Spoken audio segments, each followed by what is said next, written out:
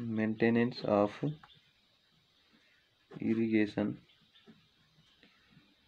Canal irrigation क्यानलको maintenance हैन।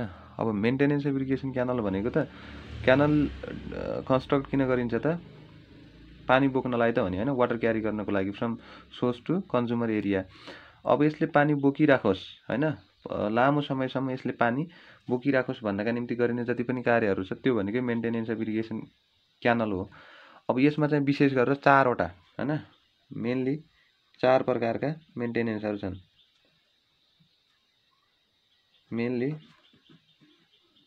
there are 4 types of maintenance. There are 4 types of lining of irrigation lining, irrigation canal lining, canal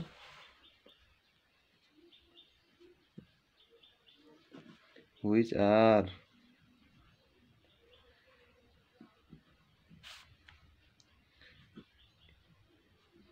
described below. अब 1 by 1 म तल 4 वटै उसलाई चाहिँ के गर्छु, डिस्क्राइब गर्छु। अब 1 नम्बरमा छ रुटिन मेन्टेनेन्स। रुटिन, यो रुटिनलाई नै रेगुलर पनि भन्छ। रुटिन, रेगुलर अथवा यसैलाई नर्मल पनि भन्छ। NORMAL, normal maintenance.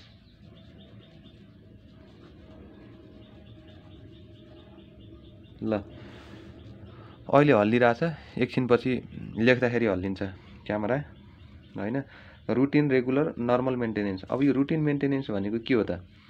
Routine maintenance भनेको कस्तो मेन्टेनेन्स हो भन्दाखेरि हामीले बर्सातको याममा अथवा चाहिँ हिउँदको समयमा बाली नालीहरू लगाउँछौँ। त्यो बाली नाली लगाएको समयमा त क्यानलमा पानी जान्छ, तर बाली नाली नलगाएको समयमा त हामीले क्यानलमा पानी जाँदैन नि त। त्यही भएर हामीले बाली नाली लगाउनु भन्दा ठ्याक्क अगाडि क्यानलमा पानी ल्याउनका निम्ति त्यो क्यानलमा भएका जति पनि त्यसमा डिपोजिटेड मटेरियल्सहरू छन्, पार्टिकल्सहरू छन्, त्यसलाई हटाएर त्यसमा पानी ल्याउनु भनेकै खास गरेर रुटिन मेन्टेनेन्स हो। वर्षको 2 पटक गरिन्छ हैन, before rabi and kharif season start. Rabi र खरिफ सिजन स्टार्ट हुनुभन्दा पहिला त्यसमा पानी ल्याउनका निम्ति गरिने जति पनि कार्यहरू छ त्यसलाई हामीले रुटिन मेन्टेनेन्स भन्छौँ। अब हेरौँ यसमा के पर्छ। यसमा के पर्छ भन्दाखेरि it includes all the work necessary to it includes all the works necessary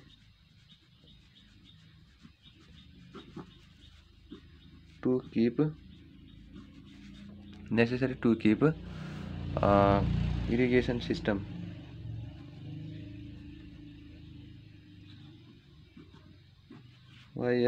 irrigation system functioning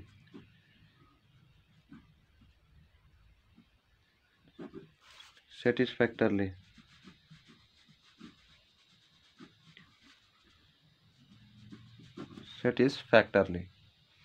भनेको चाहिँ it includes all the work necessary to keep irrigation system functioning satisfactorily. त्यसमा पानी आइराख्नु पर्यो नि, अथवा यसलाई प्रोपरली पनि भन्न मिल्छ है त। अब त्यसमा पानी ल्याइराख्नु पर्यो नि त हैन त। त्यही भएर त्यसले चाहिँ सेटिस्फ्याक्टरली इरिगेसन सिस्टमलाई त्यसको चाहिँ प्रोपर फङ्सनिङमा राख्नका निम्ति गरिने कामहरू। जस्तै इट इज डन एनुअल्ली,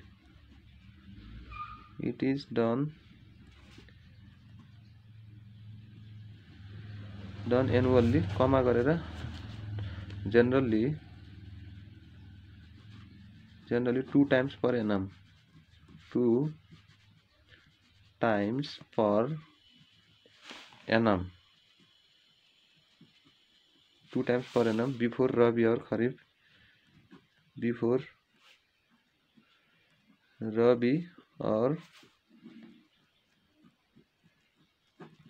यसमा और भन्दा पनि रबी एन्ड खरिफ सिजन स्टार्ट भन्नु पर्यो है त। रबी और खरिफ सिजन स्टार्ट, यसलाई चाहिँ एनुअल्ली गरिन्छ हैन। अब 2 टाइम्स पर एनम, वर्षको लगभग 2 पटक गरिन्छ रबी र खरिफ सिजन स्टार्ट हुनुभन्दा पहिला। जस्तै यसमै के पर्छ त भन्दाखेरि चाहिँ जस्तै तपाईको maintenance of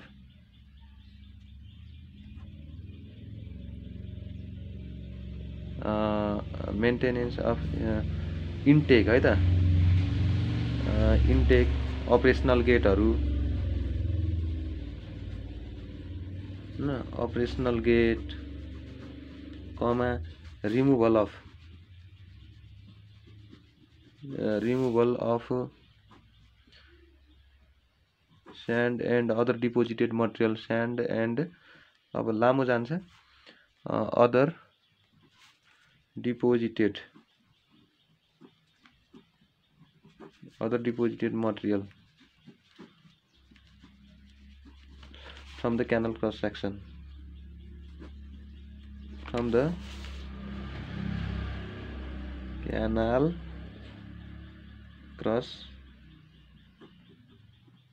canal cross section। ठीक छ, यो भयो, एकदमै सजिलो छ हैन। अनि 2 नम्बरमा छ deferred maintenance, DEFFERED,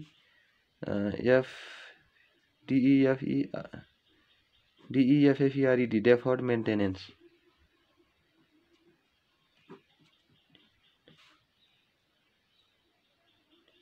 MEINTENANCE, deferred maintenance. यो डेफर्ड मेन्टेनेन्स भनेको कस्तो मेन्टेनेन्स हो भन्दाखेरि चाहिँ हामीले अहिले 2081 सालमा क्यानल कन्स्ट्रक्ट गर्यौं, अबको 5-6 वर्ष पछि के हुन्छ, क्यानलले जुन त्यो डिस्चार्ज क्यापासिटी हुन्छ, त्यो डिस्चार्ज क्यापासिटी के हुन्छ, कमी, त्यो डिस्चार्ज क्यापासिटीमा कम हुन्छ के। अनि त्यही भएर अहिले मानौ त्यसले 0.5 क्युमिक्स वाटर क्यारी गर्छ भने अबको 5-6 वर्षपछि त्यसले चाहिँ 0.4 यसरी चाहिँ कम वाटर क्यारी गर्छ। त्यही भएर त्यो लस्ट क्यापासिटीलाई रिगेन गर्नका निम्ति गरिने कार्यहरू भनेको डेफर्ड मेन्टेनेन्स हो। त्यही भएर भन्नु पर्यो it includes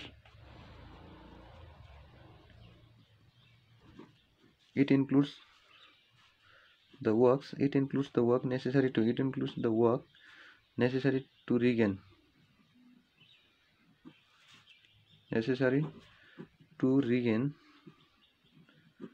regain the lost capacity of canal, regain the lost capacity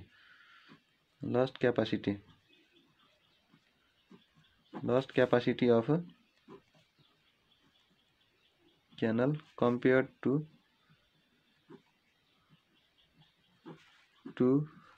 its original design,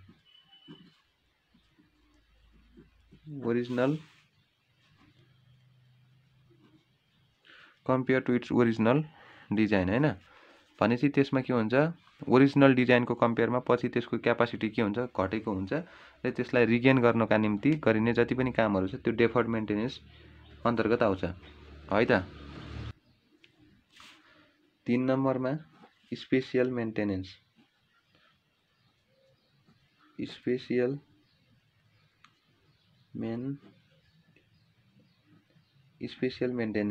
special मेन्टेनेन्सलाई emergency maintenance पनि भनिन्छ। It is also known as emergency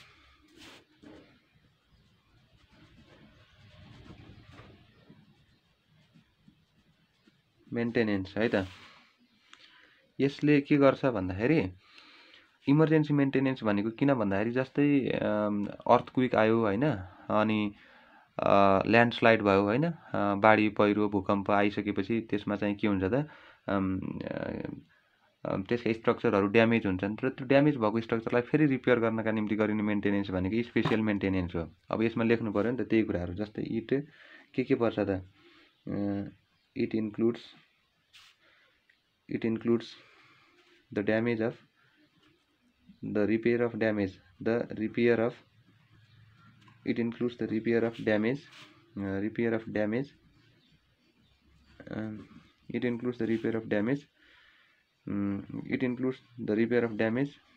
caused by, के कारणले गर्दाखेरि त CAUSED, caused by केले त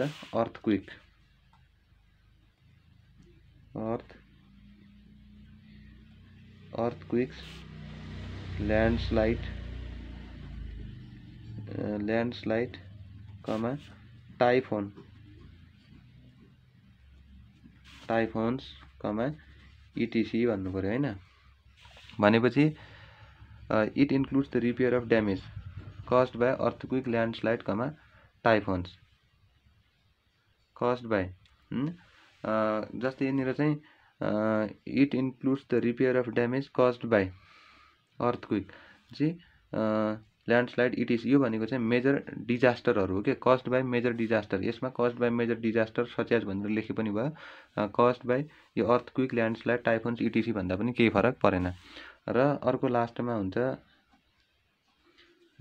periodic maintenance RIODIC PERIODIC periodic maintenance TENANC periodic maintenance भनेको it is done. अब पेरियोडिक भनेको त यसो पेरियोडिक भनेपछि सर्टेन पिरियडमा गरिराख्नु पर्यो क्या, जस्तै आधी वर्षमा 1 वर्षमा हैन 3 महिनामा यसरी चाहिँ गरिराख्नु पर्यो भने हो इट इज डन। यो कतिमा हुन्छ भन्ने कुरा लेखौँ है त। जस्तै it is done quarterly QUARTERLY it is done quarterly हैन। अनि आधी वर्षमा भनेको semi year YEARLY semi yearly yearly बेसिसमा गरिन्छ यो है त। इयरली बेसिस किन गरिन्छ त पाउनुको लागि के, त्यहाँबाट पाउनुपर्ने जति सर्भिस हो त्यही पाउनुको लागि चाहिँ के भन्नु पर्यो पाउनु भनेपछि get proper functioning to get proper service भनौँ न त, नत्र सुविधाहरू to get proper service from the canal है त। FROM फ्रम द क्यानल मिलाएर भन्नु पर्यो बिस्तारै ल्याङ्ग्वेज फ्रम द क्यानल। अब अरू के हुन्छ त जस्तै यो कसरी गरिन्छ है त इट इज डन यसरी गरिन्छ भन्ने कुरा पनि भन्यौँ। किन गरिन्छ भन्ने कुरा to get proper service from the canal यो पनि आयो। अब यसमा के कुराहरू हुन्छ त जस्तै it includes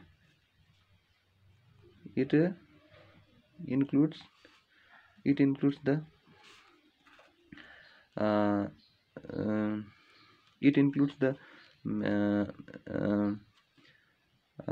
lining of canal हैन, लाइनिङ अफ क्यानल कमा reshaping RESHA reshaping of canal हैन। अर्को चाहिँ रिमुभल अफ भेजिटेसन VEGETATION। अर्को चाहिँ रिमुभल अफ अदर डिपोजिटेड पार्टिकल्सहरू भन्दा पनि हुन्छ। किन भन्दाखेरि जस्तै त्यसमा स्यान्डहरू सिल्टहरू हैन deposited removal of other deposited material other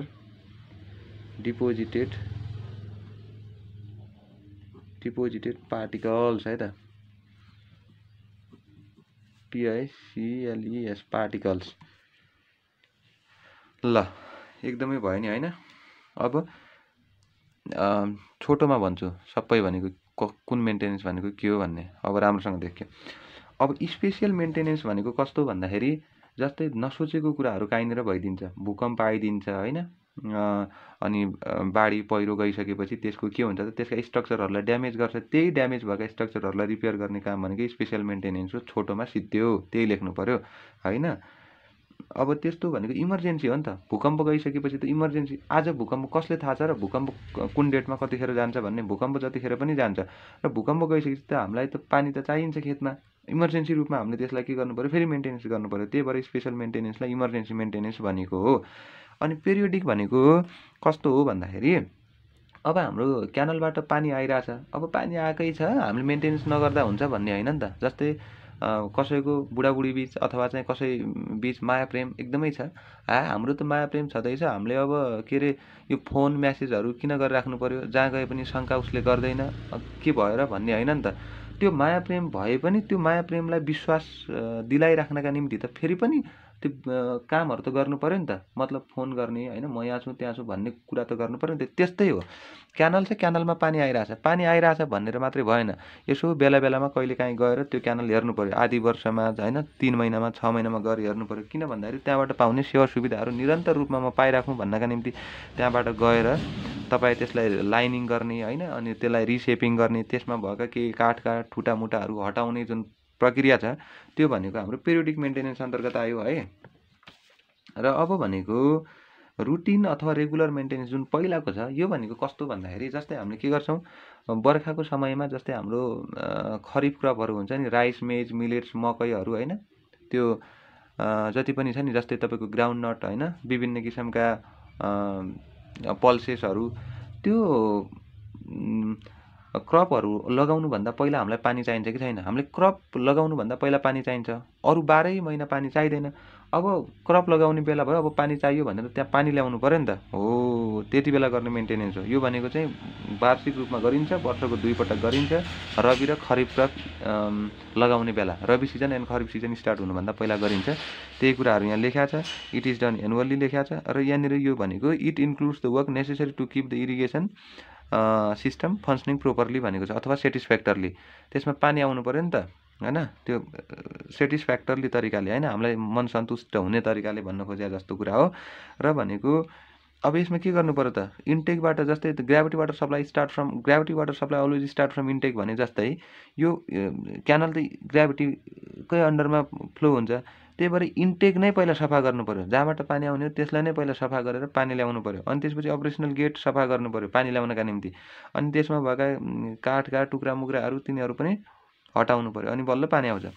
अनि यो डेफर्ड मेन्टेनेन्स भनेको चाहिँ यो अलिकति DEFERRED डेफर्ड हो है त, डेफर्ड मेन्टेनेन्स हो। डेफर्ड मेन्टेनेन्स भनेको के हो भने चाहिँ हामीले 2081 सालमा क्यानल डिजाइन गऱ्यौँ र पछि बिस्तारै त्यसको के हुन्छ त, डिस्चार्ज क्यापासिटी कम हुन्छ। त्यही discharge capacity, original discharge capacity जति नै पानी ल्याउनका निम्ति गरिने जुन मेन्टेनेन्स छ त्यसलाई भन्छौँ हामीले डेफर्ड मेन्टेनेन्स। That's it.